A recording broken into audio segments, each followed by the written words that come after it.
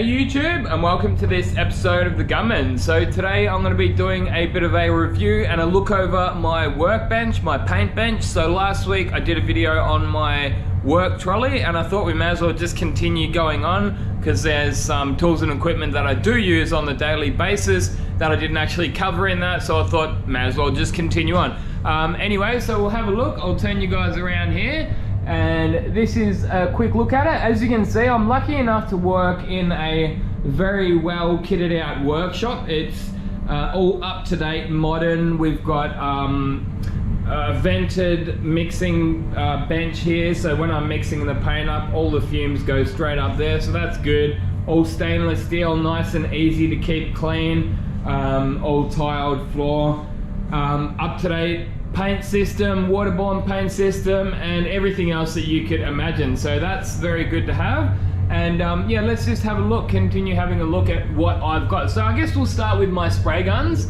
The first gun here we've got is my Segola Mini. To be honest, I don't use this one that much because recently I've actually got this DV1S, and I would say that this is the best quality and best all-rounder minigun I've ever had or used. Moving right along, the next one up the top here, this is a gun that I actually use every day. I use this one quite a lot. This is the Segola DVR Titania is the air cap, 1.3 XL is the fluid tip. So that's my wet on wet gun. I find this lays the wet on wet down really nice and fast, and it gets me a nice smooth finish with that wet on wet. Moving right along is the clear coat gun. So this is the gun I use for clear coat most of the time, not all of the time, but I do use it most of the time for my clear coat. So that's a Gunman edition, TE20 1.3 is the setup on it. Moving right along, so that's a Pro Light obviously. Same thing, TE20 1.3 Pro Light, that's my base coat gun. The reason I went for the green one for base coat, green, water, I don't know, waterborne, sort of more green, that, I don't know, that was my way of thinking. And I thought I'd use the red one for clear coat because, you know, like red barrels are explosives. That's just my stupid method. But this gun here, one I actually don't use that often, but it's still there, and it's one that I actually refurbished. The old guy from here gave it to me. It was originally sitting out the back in the graveyard, and I brought it back to life and it's spraying like new again. So yeah, that's pretty cool to have. That's the original GTI, so that's probably about 20 years old now. Moving right along, again, another gun that I don't use very much, but this gun here is basically kept so clean, it only ever gets fresh thinners and clean thinners put through it.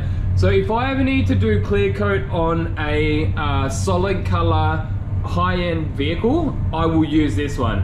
So like if you're talking like a commercial van or something, I'll use whatever gun. But this gun here, like, so what can happen, even if you clean your guns out with those gun cleaning machines, you can get little bits of metallic that come into your gun, even just by using that recycled thinners.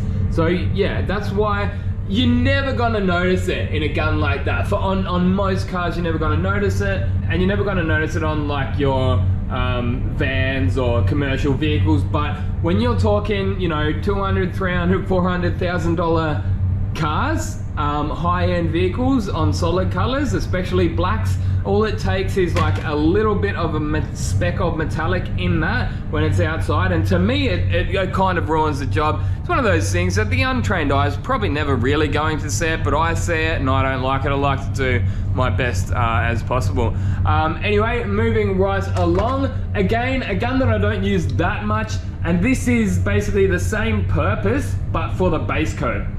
So high-end vehicles, solid color high-end vehicles, base coat color gun. So solid color base coat gun. But as I say, just for the high-end vehicles. This one, again, another favorite. So that's the MSDS W400 Classic Plus Bellaria. That's the Woody edition. So yeah, it's a good gun. And the Woody edition, it's just a design on the side. So it sprays exactly the same as the Bellarias. On that point, I've had a lot of, and I mean a lot of people tell me that I need to try the Kiwami. The Kiwami is the latest MSDS sort of budget line spray gun. So I'm going to have to get one of them soon. Moving along, I've got the 3M performance spray gun here. So this one here is actually a ripper gun. I probably should be using it more than I do, but as I mentioned in my review, they're kind of a bit of a soulless gun. They haven't got any soul to them. They're just plastic fantastic. They're very light and they do spray very well. But what I actually use it for is when I do color matching, especially with, because you can see here we've got the PPS. When you do color, when you have to take the lid off and put it back on and turn the gun upside down every time you do a color match, it gets really messy and you end up with paint dripping down the sides of your pot and you make an absolute mess. So what I actually do when I do color matching, I just drip a little bit of the paint.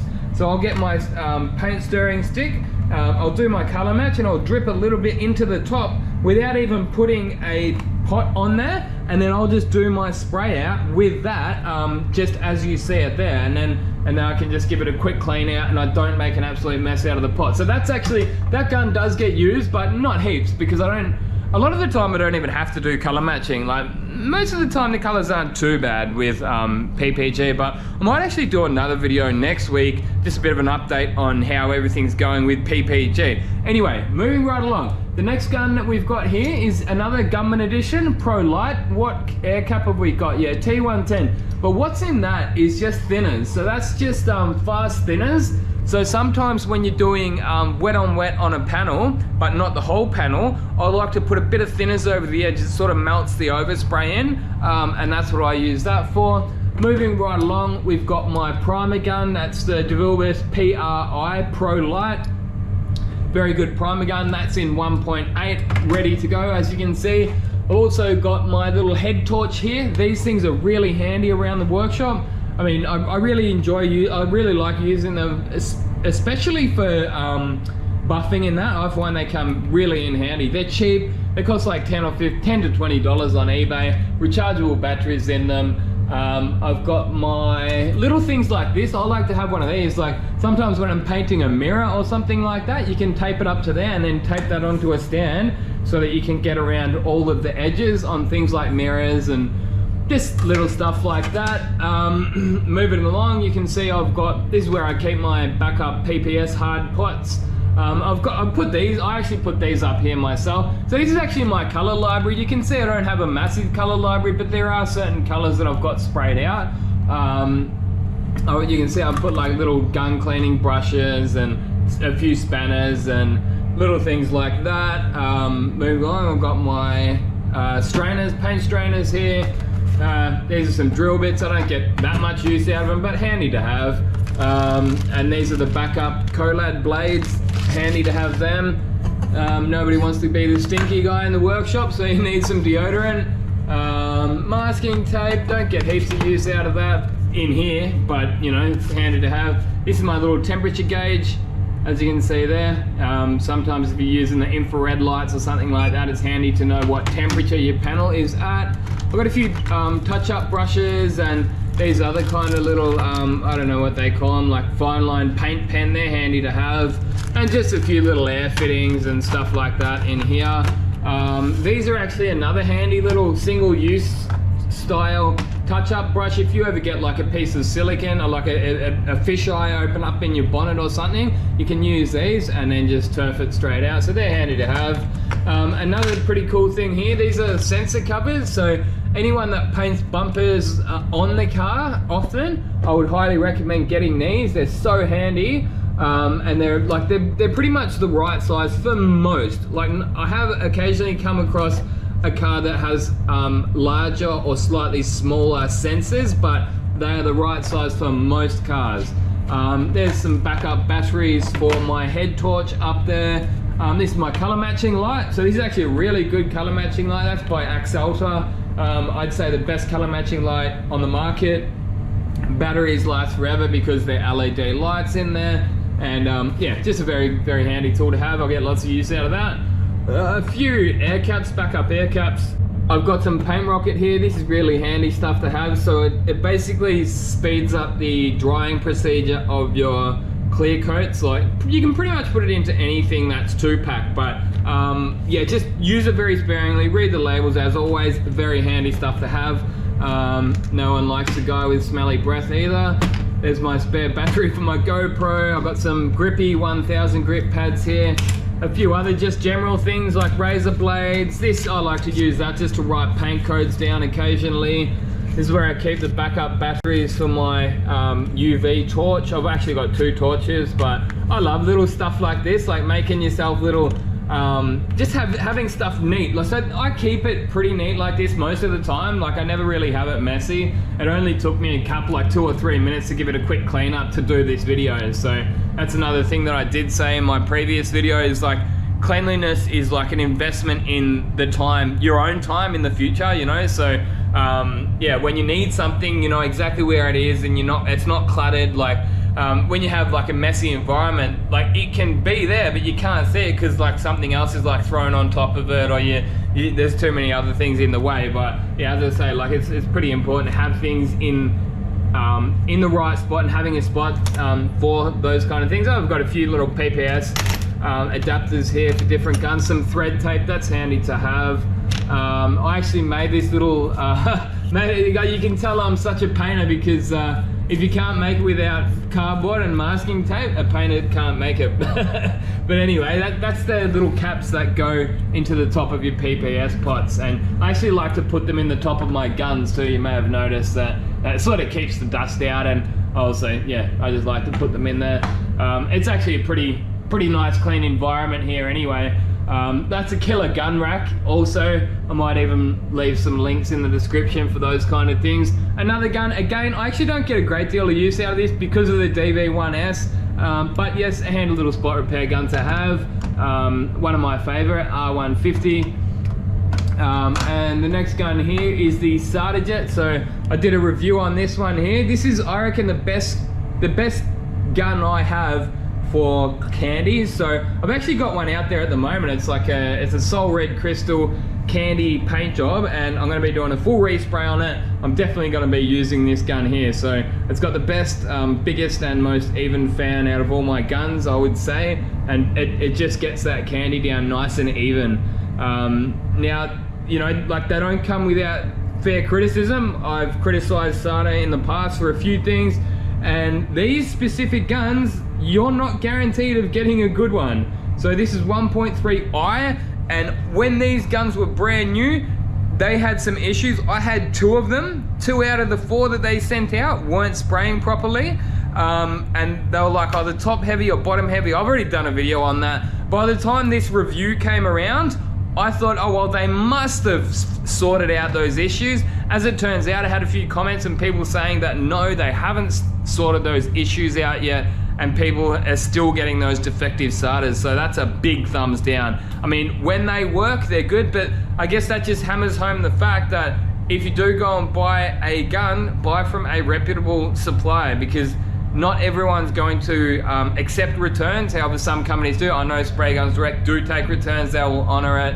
But yeah, I've had a few people say that they bought these kind of guns and then their supplier has turned around and said, well, tough luck basically, and then they're stuck having to buy a backup or another full setup, which again, because it's SATA, is expensive. So I would be so pissed off, and I would never forgive them for that. If yeah, yeah. If that was me spending like say $1,300 or $1,200 on a gun like that, it then came out defective and they didn't even fix it, man, I'd never forgive a company for that. And man, they got to fix their shit. Anyway, moving right along. This is a gun that does get used quite a bit, but not as much as it would have used to have in my old shop. So that's like fade out thinner. That's all it is. When I do like little blends, I'll just puff a bit of this fade out thinner over the end. Because we don't do anywhere near as many spot repairs at this shop than we used to at my old shop. That's just how it is. This shop here, we do a lot of the big jobs, and you may have seen the spray booths in another video, but they're massive. I love it. It's so good working here. I'm pretty happy.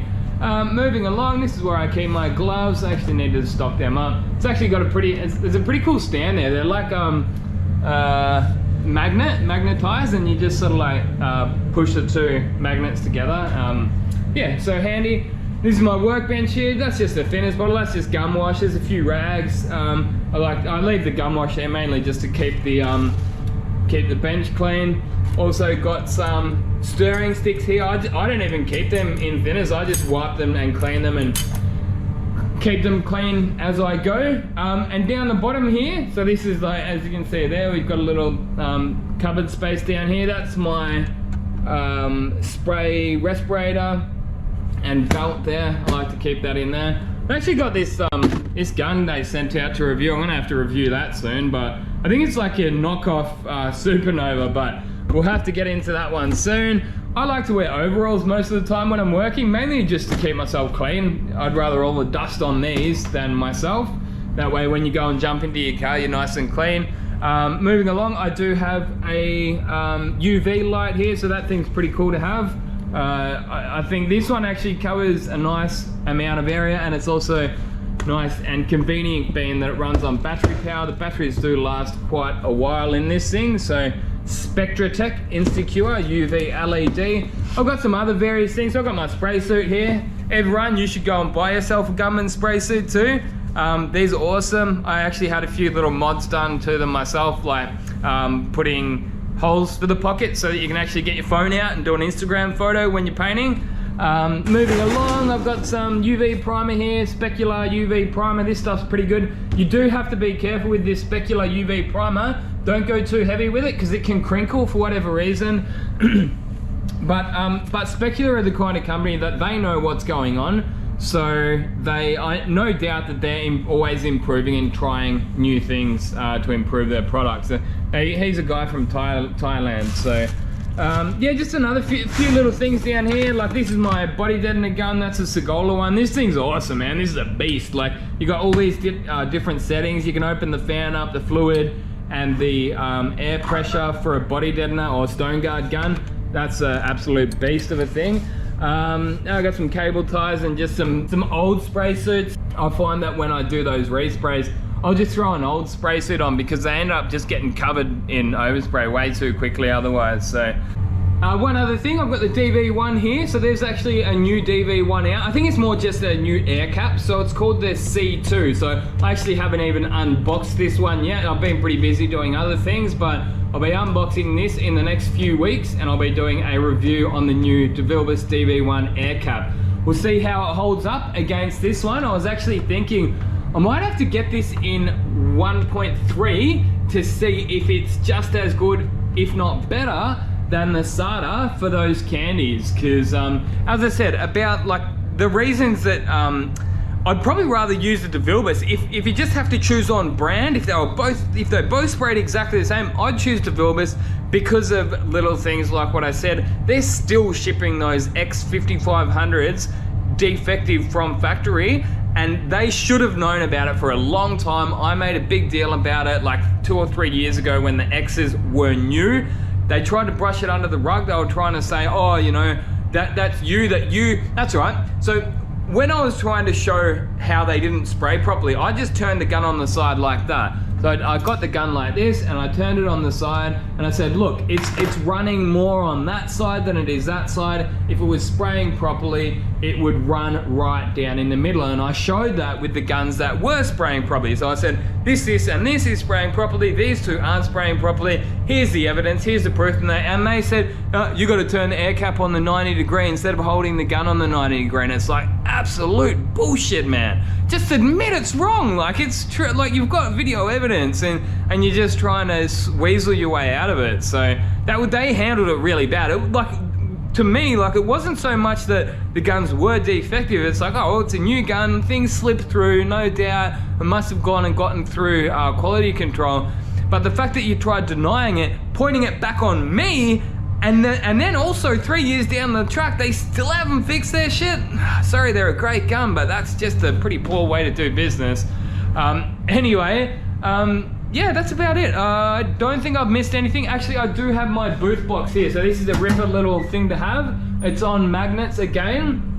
So we've got 2 booths at this workshop here. If I'm in this booth, I'll just pop that off and it's got some handy things in there, like my air blowers, tack rags. I've actually started using microfiber cloths for my prep soling these days, fine line masking tape, adapters, and this is another air blower for drying the base coat, the waterborne base coat. So yeah, handy thing to have. So that's gonna be about it for a video there, guys. Hope you guys did enjoy. I've got to get back to work, so I'm on my lunch break now. Until next time, get out there and paint some shit, and don't forget to go and buy yourself some Gunman merch. We've got some really cool stuff there at the moment. We've got like shorts, t-shirts, heaps of stuff. Anyway, until next time, get out there and paint some shit. Gunman out.